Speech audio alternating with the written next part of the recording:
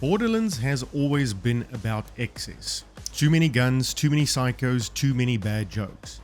That worked for a while, but Borderlands 3 proved that more didn't always mean better.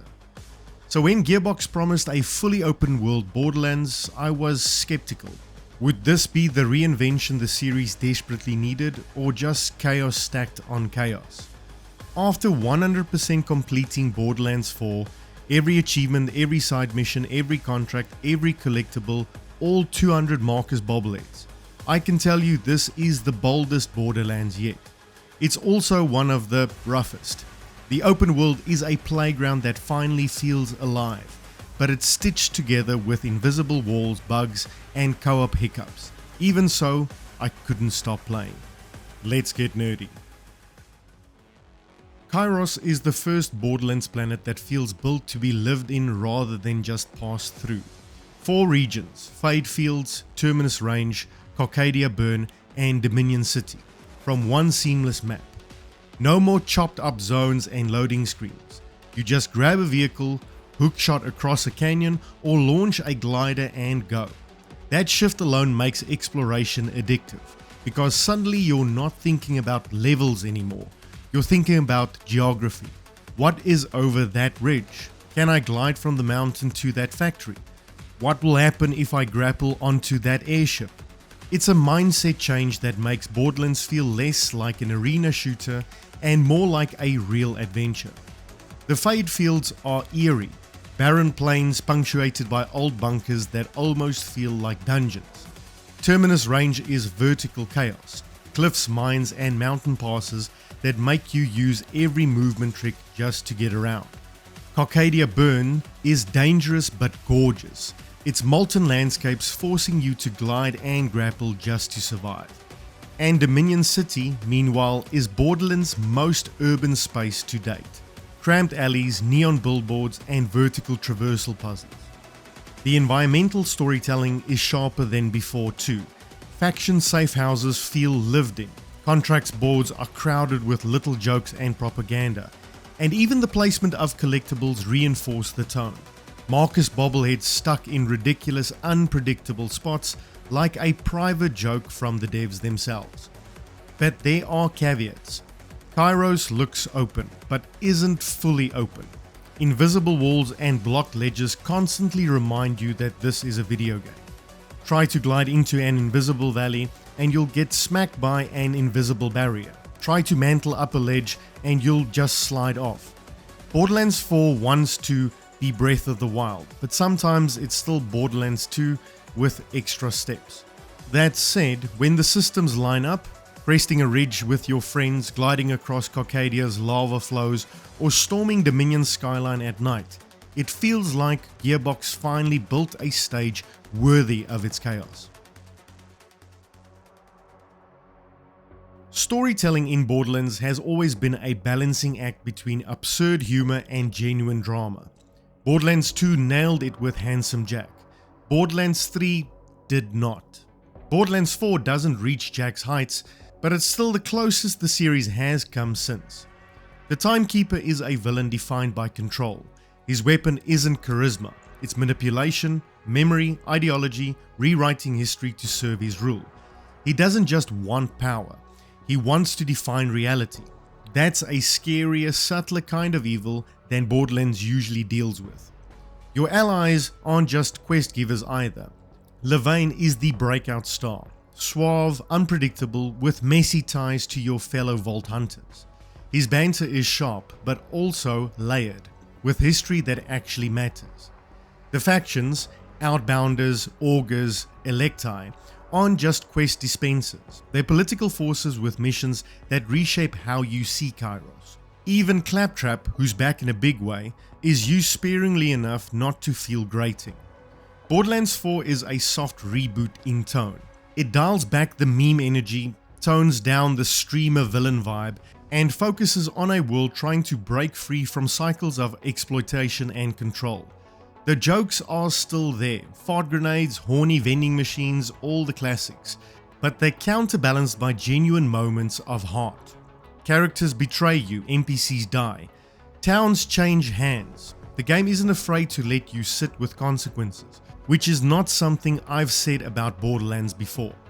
The narrative throughline, memory versus freedom, mirrors the franchise itself. Borderlands 4 constantly plays with nostalgia. Claptrap jokes, Moxie cameos, callbacks to Pandora, but it's also saying we can't just keep doing the same thing forever. Of course, gameplay is where Borderlands 4 shines brightest. The shooting feels tighter than ever. Weapons snap, recoil matters, and impacts land with real weight. Even after dozens of hours, I was still excited to try new loot drops because they genuinely felt different. Movement is the game changer. Double jumps, grapples, dashes, gliding, swimming, all of it turns fights into playgrounds. At first, it's overwhelming. You forget you can glide or you fumble a grapple, but enemies are designed to push you into using everything. Spinning spider bots that force you to circle strafe, crystalline beasts that demand precision shots before they explode, bosses that flood the floor with lava, making you juggle grapple midair just to stay alive. It's the first time Borderlands combat has felt like it demands mastery, not just better guns. Loot is still absurd but smarter. A shotgun that shoots bouncing acid grenades, a sniper that overheats into a Gatling gun, a grenade that screams obscenities as it bounces. Manufacturers now cross over, creating hybrid weapons that feel like experiments gone wrong in the best way possible. Buildcraft is deeper than ever, though don't expect absurd amounts of depth like Diablo or Path of Exile. Each Vault Hunter has 3 skill trees, and gear can push into specialized roles. Lifesteal sirens, gravity control tanks, digital weapon summoners. It's not endless, but it's enough to let 2 players run the same class and still feel distinct. Vault Hunters themselves are a strong lineup. Vex, a siren with lifestealing and elemental magic. Raffo, the exo soldier summoning digi-structure weapons like shoulder turrets and melee blades. Harlow, a graviter who manipulates space and traps enemies in bubbles. And Ammon, the Forge Knight, a cybernetic bruiser built for melee devastation. Each feels viable, each feels fun, and crucially, each feels designed for both solo and team synergy. Unfortunately, Borderlands 4's technical state is quite unstable. On PC, I saw frame drops, inventory bugs, crashes, and quest progression locks. Co-op, which should be the heart of the experience, is the most fragile. Lag, desync, enemies teleporting, quests not registering for non-hosts, players locked out of progression. It's quite a laundry list. And at times, my co-op partner and I had to restart missions multiple times just to make them work. Playing solo avoids some of the worst issues, but Borderlands isn't meant to be played alone. It's chaos shared with friends, and when that chaos collapses into bugs, it undermines the core of the series. I have no doubt patches will fix a lot of things, but right now, it's the biggest drag on an otherwise ambitious game. Now let's move on to my experience as a completionist. And this is where Borderlands 4 became something special and something brutal. The achievement list is a roadmap for total conquest. Finish the story, check. Beat every side quest, all 98 of them, check. Complete faction arcs, world events, contracts, collectibles, challenges, world bosses, vault guardians. It's quite the list. And then the collectibles. Over 200 Marcus bobbleheads scattered across Kairos, hidden in absurd places that demand every traversal mechanic. Double jump puzzles, grapple-only ridges, gliding routes that feel like platforming challenges. These weren't just filler, they're challenges baked into exploration. However, some achievements can be quite buggy, and some rely completely on RNG. Waiting for a world event to spawn or a boss to appear was quite maddening, and finishing the manufacturer or gear challenges is pure grind. Yet, when it clicks, it's completely intoxicating. Defeating the final Vault Guardian, equipping legendary gear in every slot, tipping Moxie for the last time. These aren't just boxes to tick, they're moments that feel like closing chapters in a saga. 100% completion in Borderlands 4 is a marathon, with spikes on the road. It's frustrating, exhausting, and occasionally unfair, but it's also exhilarating.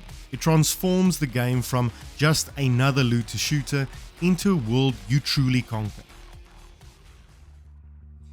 Borderlands 4 is bold, messy, and essential. It reinvents the formula with an open world that finally feels alive, combat that demands mastery, and a story that hits closer to Borderlands 2 balance of humor and heart. It also drags itself down with invisible walls, buggy co-op, and a technical state that too often interrupts the fun. For completionists, it's a gauntlet, an ultra-marathon of achievements, collectibles, and grinds that will test your patience but reward your persistence. Even though the frustration, I couldn't stop playing. Borderlands 4 reminds me why the series has endured. The joy of chaos, the thrill of loot, and the madness of tackling it all with your friends. It's not perfect, but it's the jolt Borderlands needed. As always, thank you so much for watching.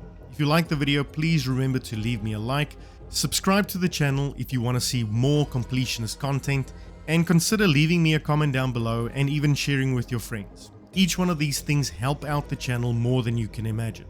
But most importantly of all, stay nerdy.